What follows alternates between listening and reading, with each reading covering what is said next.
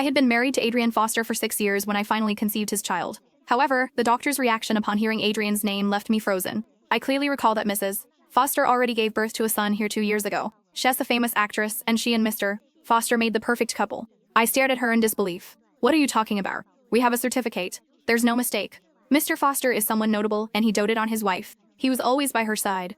I stormed out of the hospital in anger, but my hope was shattered when the lawyer confirmed that my marriage certificate was a forgery. The world tilted into darkness. My ears rang, my surroundings blurred, and I could no longer hear a thing. At last, I understood. He had never been my husband. He had never once looked forward to the child growing within me. With shaking hands, I dialed my family's number, and in my heart, I swore that this merciless liar would burn in hell. I had known Adrian Foster for 8 years and had been married to him for 6 when I finally got what it longed for, a child. Then, I learned that he already had a 2-year-old son with the famous actress Chloe Shaw. Did that mean all the years of sweet memories between us had been nothing but a lie? I had no idea how long I sat outside, lost and hollow, until a sudden downpour jolted me awake. Soaked through, I stumbled into a nearby mall for shelter. There she was, Chloe Shaw. Her giant advertisements covered every wall, her arrogant half-menaced smile mocking me, taunting my naivety. Back when Adrian and I got engaged, rumors swirled that the bride to be joining the Foster family empire was none other than Chloe. However, Adrian had scoffed at the idea. Lauren Hayes, don't listen to that nonsense. A little starlet could never step foot into our family. HED held me close, his gaze unwavering. You'll be the only wife he'll ever have.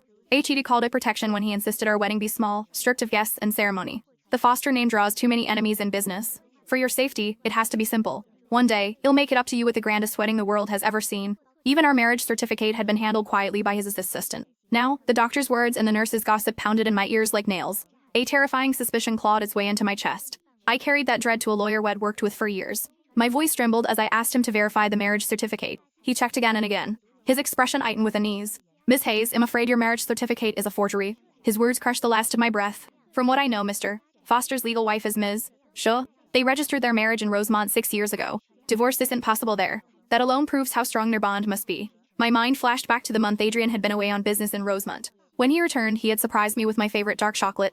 I missed you so much, Lauren. Next time, I'll take you to Rosemont myself and buy you the whole chocolate shop if you want. So that had been their honeymoon. He never fulfilled his promises to me. On the other hand, he and Chloe already had a son over 2 years old.